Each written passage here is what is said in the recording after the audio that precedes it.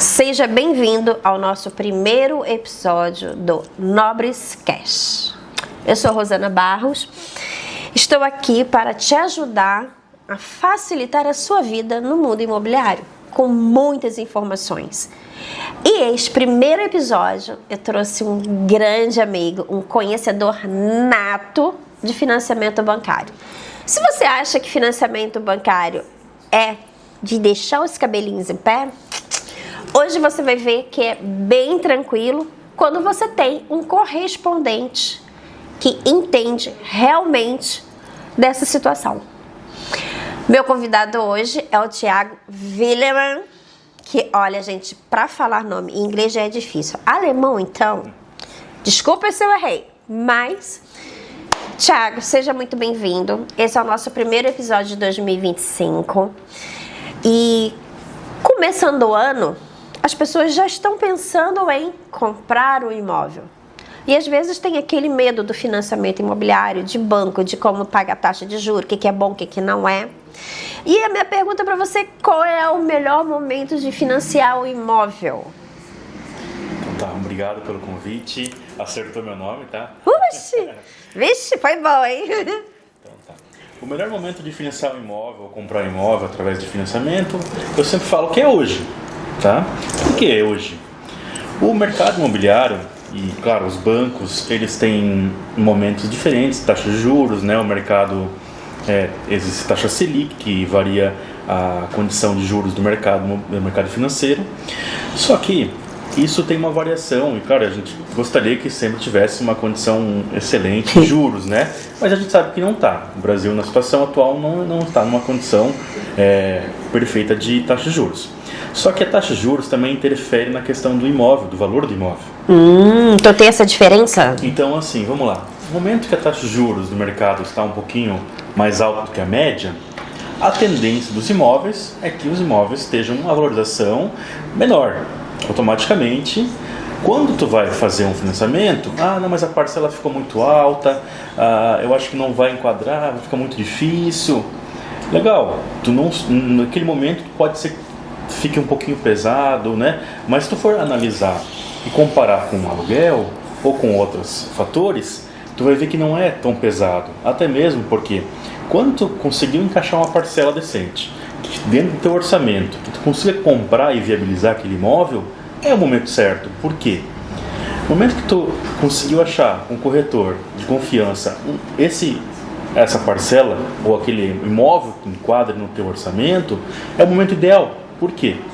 Porque a taxa de juros, se tu esperar a taxa de juros reduzir para conseguir financiar, pode ser que aquele imóvel que tu tenha a possibilidade de compra não esteja mais à venda. E naquele momento que tu for comprar ele novamente, ele já é um outro valor. É um outro valor. Então muitas vezes as pessoas acabam, não, mas a taxa de juros. Claro, a taxa de juros é importante num financiamento imobiliário, mas não é o fundamental. Porque depois que tu financiou o imóvel e tu conseguiu adquirir esse imóvel, você consegue depois fazer uma portabilidade, consegue amortizar esse contrato, consegue antecipar, consegue usar FTS. Então eu não preciso me casar com o tempo do financiamento? Não, claro que não. Isso é legal saber. Então, o financiamento, claro, normalmente é um prazo mais longo, até mesmo para que a parcela inicial seja mais baixa. Mas não necessariamente tem que ficar com esse financiamento durante 20, 15, 30 anos. Uma média no Brasil é que as pessoas liquidem o contrato de 7 a 12 anos. Então, o brasileiro em si, ele normalmente financia 2, 3, 4 imóveis durante a vida, né? Verdade. Até porque você, quando compra, mesmo ele estando você... Comprei com financiamento. Se você deseja vender, eu achei que mudou nas regras, é que você consegue vender o seu imóvel mesmo ele financiado, que tem aquela regra do comitantemente, né? Então eu posso vender, o imóvel sai do meu nome do financiamento e vai para uma outra pessoa e eu posso adquirir um outro, certo? E eu posso abater também o FGTS de X tempo para amortizar minha dívida também. Sim, pode usar FTS para amortizar. de 2 em 2 anos, tem uma regra, tem outra regra que tu pode usar durante um período de 1 ano para diminuir o valor da parcela. Com recursos próprios tu pode amortizar a qualquer momento, tá? Toda vez que tu amortiza um saldo devedor do financiamento, tu não paga juros. Então aquela situação, quando eu financei eu paguei 3, 4 vezes o valor do imóvel, não. Tu financiou e naquele momento que tu financiou, tu pagou juros. Só que no momento que tu antecipa, tu não paga juros. Essa eu sempre escuto, né? Nossa, eu tô pagando juros em cima desse montante, tá muito alto. Mas tem as coisas que as pessoas não percebem. Hoje eu comprei um imóvel de 500 mil. Daqui a 5 meses, 5 anos, desculpa, não é meses, mas daqui a 5 anos, esse imóvel já não é mais 500 mil. Então, se for botar na balança, esses juros que eu paguei, eu ainda tenho a valorização que ele é superior. Então, quando o cliente fala assim, Rosana, eu não vou financiar. Quanto você paga de aluguel? Pago 3,5. 3,5 tu paga uma parcela. Se você já está acostumado com um aluguel de R$ 3.500, mais condomínio, mais IPTU, mais coleta de lixo, pega esse valor desse teu aluguel e você reverte ele numa compra sua. Usa o teu FGTS como parte de pagamento, de entrada, né? Junta um pouco mais. Eu não consigo comprar no América? Vamos para o Santo Antônio, para o Costa e Silva. Então, sempre vale a pena. Então, quando você fala qual é o melhor momento de financiar, eu brinco. Não é hoje, é ontem. É ontem, isso mesmo. Tiago, dos bancos que você trabalha, qual deles você acha que a taxa de juros ela tem uma condição melhor? Qual deles é mais maleável com essa taxa de juros? Então, na minha empresa, eu trabalho com vários bancos. Então, a ideia de trabalhar com vários bancos é poder proporcionar para o cliente várias opções. Atualmente, um banco X tem a melhor condição de juros. Daqui a 2 meses, 3 meses, a gente não sabe. Então, eu como correspondente, eu consigo fazer essa avaliação e proporcionar para o cliente a avaliação da melhor condição nesse momento. Então, dentro do financiamento imobiliário, tem mais fatores que interferem. Taxa de juros, tem a tarifa que paga na assinatura do contrato, tem o custo do engenheiro, tem o custo do seguro que está na parcela, que é uma obrigatoriedade pelo Banco Central, né? Que é importante ter o seguro dentro da parcela. Com certeza. Você não sabe o dia de amanhã? Caso venha um falecimento ou uma invalidez, quita a dívida. Uma situação contra o imóvel também vai ser quitada a dívida. Então, esses fatores que são analisados e geram, numa simulação, o custo efetivo total da operação. Entendi. Então, o que a gente vai analisar para o cliente para ele receber as cotações e as propostas na melhor condição, e cada caso é diferente. Esse cliente, por exemplo, fica melhor no Bradesco, esse pode ser no Santander, e essa análise que a gente vai fazer. E com isso, o cliente não precisa ficar indo de banco em banco atrás do seu gerente, correndo atrás da informação.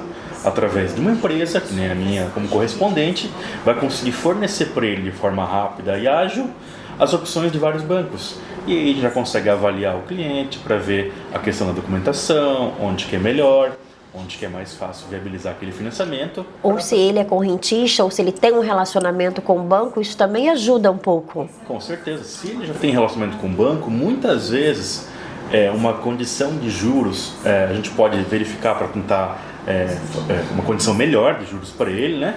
E muitas vezes mudar de banco simplesmente por causa de uma diferença pequena de juros não compensa, por ele já ter relacionamento, não ter que migrar a conta. Entendi. E fazer toda uma parte burocrática que não precisa. E hoje como é que estão os recursos financeiros dos bancos, né? Como está essa saúde financeira? Eu sei que cada caso é um caso, cada banco é de uma forma, mas para recursos de financiamento, eu brinco, né? Bancos privados, vamos dizer assim. Como está esse recurso financeiro? Tem que hoje não dá, tem que esperar mais 2 meses ou alguma coisa nesse sentido? Todos os bancos que eu trabalho, nenhum tem problema de recurso, tá? Todos estão financiando normal, tá? Tem recurso disponível para poder emprestar, na mesma condição, não teve nenhuma alteração em relação a isso, tá? Financiam a cota máxima, que no caso é 80%, alguns casos até mais, mas a grande maioria trabalha com 80%, tanto para imóvel como para usado. Então, um dos bancos que eu trabalho, nenhum teve problema de recurso, né?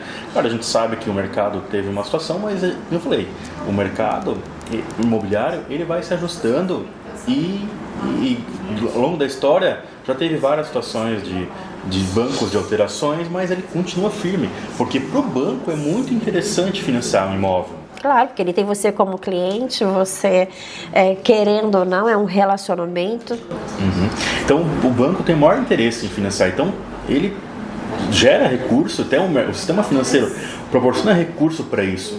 Porque a ideia dele é que esse cliente consiga, com o financiamento, ter a conta durante um período grande do banco e conseguir, além de ter o financiamento, outros produtos, caso ele for necessário. Até acaba financiando carro, fazendo seguro, né? Quita mais cedo, faz um novo financiamento, compra um novo imóvel. Né? Que eu sempre falo assim, quando você se programa na vida, você começa com um apartamento X, vai para um Y, a família vai crescendo, você vai crescendo e acaba acontecendo. E com essa facilidade de você não ter mais o contrato de gaveta, que isso, graças a Deus, mudou, porque o contrato de gaveta era de chorar, foi bom porque você pode fazer, você não se casa com aquele financiamento, né? E independente de banco, de banco A, de banco B, tem a tabela saque, tem a tabela price, ambos, existe uma diferença entre um e outro, né? Mas me fala um pouquinho de cada uma, para você que não sabe um pouco dessa tabela, de quem é quem, vai aproveitar, eu tenho certeza que você vai pensar agora em comprar um apartamento já este ano. Então tá, comentando um pouquinho sobre a tabela saque. A tabela saque é a parcela decrescente. Então é sistema de amortização constante, tá? Isso que é a nomenclatura da tabela saque. A parcela começa mais alta e vai diminuindo. Então automaticamente que com a evolução do contrato, esse contrato, então, todo mês tu vai amortizar o mesmo valor, tá? Por isso da saque. E os juros, na medida do tempo, vai diminuindo e a tua parcela vai ficando mais baixa, tá? A outra opção é a price, tá? A price, a tabela é fixa. No caso, a parcela normalmente começa mais baixa e ela se mantém constante durante o contrato. Qual que é melhor? Qual que é o ideal para cada cliente? É uma situação muito atípica de cada cliente. Por quê? Muitas vezes o cliente prefere, no início do contrato, ter uma parcela mais baixa. Então, nesse caso, a gente aconselha a tabela price. É o que cabe no seu bolso. Cabe no seu bolso. Porventura, esse cliente consegue encaixar na tabela saque? Ok, perfeito. A tabela saque é uma condição boa. No começo do contrato, a tabela saque tu amortiza um valor mais alto. Automaticamente tu amortiza um valor mais alto, tu vai reduzir o teu saldo devedor de forma mais rápida. Automaticamente tu reduz o teu saldo devedor mais rápido. No montante total, tu paga menos juros, tá? E se tu comparar a saque com a price. Só que, é que eu falei, cada caso é um caso. Então, se porventura o cliente optou pela saque, perfeito, tá amortizando, e não amortizar o contrato durante todo esse período, automaticamente o saldo devedor dele vai diminuir de uma forma menor do que aquele cliente que for fazer a tabela price e for amortizando o contrato. Então, muitas vezes, o que o cliente tem que analisar e pensar na hora de escolher entre uma tabela e outra é o bolso. Por quê? Se o bolso enquadra na tabela saque e a parcela pode ser um pouquinho mais alta, eu aconselho que ele faça pela saque. Mas se a price proporciona uma condição de compra e no começo do contrato aquela parcela inicial sendo mais baixa, para ele é essencial, aconselho ele fazer pela price. Então não tem uma tabela melhor ou pior. Cada cliente vai ter que se enquadrar na melhor condição. Até porque você não precisa ficar casado com esse financiamento. Você pode a qualquer momento ou amortizar ou vender para um outro e aí entra um novo processo de financiamento. Tiago, eu sempre brinco, né? Cada qual no seu quadrado. Se você quer comprar um imóvel, procura um corretor, procura uma imobiliária, né? Procura saber com quem, porque é uma confiança. E a mesma coisa eu falo, se você hoje pensa em comprar um imóvel, não tenta fazer direto, porque eu vou falar com o meu gerente, porque meu gerente vai fazer. Não se iluda. Por que é importante da gente ter um correspondente imobiliário para nos auxiliar? Então, tem que vender um pouquinho meu peixe aqui da Claro. empresa. Então, a TW Crédito Imobiliário, né, no qual eu sou proprietário, né? A nossa ideia é facilitar o processo de financiamento, principalmente ajudar e auxiliar os corretores, as imobiliárias, a facilitar o processo. O processo de financiamento, hoje em dia, é muito mais simples, tá? Do que já foi no passado, tá? Está muito mais simplificado, a era digital veio. Facilitou, né? Facilitou muito, né? Que antigamente vinha um catatal de folha para você preencher, não podia errar, não podia passar nick paper, né? Tinha que fazer um novo processo de novo. Mas hoje, com essa modernização, facilitou também, né? Facilitou também. Só que, ainda assim, é importante o correspondente para achar a melhor condição, conseguir entender se realmente aquele banco, aquele outro banco tem uma condição melhor e conseguir avaliar e passar essa informação para o cliente. E no momento que o correspondente entrou no processo, ele vai dar uma segurança maior, porque ele junto com a imobiliária vai conseguir verificar se vai ter algum problema no futuro com esse imóvel ou com as certidões. Então, por isso que eu digo, quando a gente trabalha e a empresa consegue trabalhar com a Nobres e com mais imobiliárias, ter esse corretor junto na negociação é fundamental, porque ele vai dar a segurança que o cliente final precisa. Muitas vezes as pessoas, mas o corretor, claro, tem a sua importância, tem a sua comissão, que ele merece e deve ganhar, mas ele gera uma segurança. E o correspondente é a mesma situação. Ele vai facilitar o processo, vai agilizar o processo e trazer uma segurança para o processo. Certo. E com isso trazer uma celeridade ao processo de financiamento para que as partes consigam concluir todo o trâmite num prazo razoável e consiga atender todas as situações dos clientes. É porque eu, aqui às vezes no escritório, por isso que às vezes eu te ligo, mando mensagem, tirar dúvida do cliente, né? Qual é o melhor banco, que isso... E a gente fala, preciso desses tais documentos para você já fazer aquela primeira pré-análise, né? E nessa primeira pré-análise você vai dizer, o melhor banco hoje tá tal. Quando chega, vou comprar, então assim, primeiro vamos aprovar o teu crédito. Não adianta fazer proposta, fazer contrato sem ter o crédito do comprador aprovado.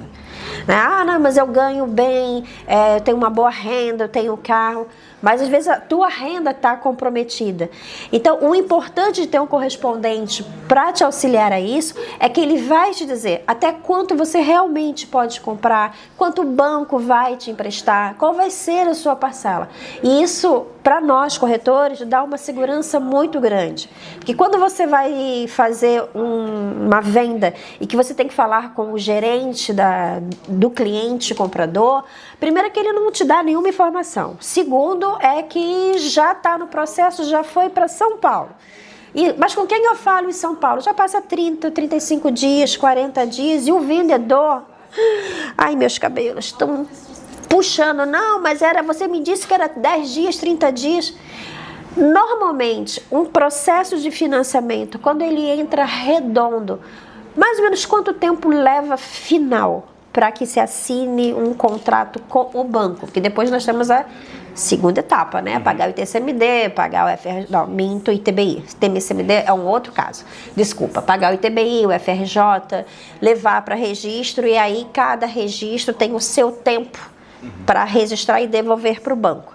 Mas no momento que eu dou entrada, estou aprovado e assinar o contrato com o banco, qual é a média de tempo? Eu sei que não é uma data correta, mas uma média. A média que a gente trabalha é em torno de 30 dias, tá? Claro que tem processos que a gente consegue em menos tempo, tá? Alguns fatores interferem no tempo do processo. Se o cliente vai usar FGTS, se o imóvel está quitado ou financiado, né? Se tem alguma situação específica de assinatura, de algo que tem que fora no caso da cidade do imóvel, né?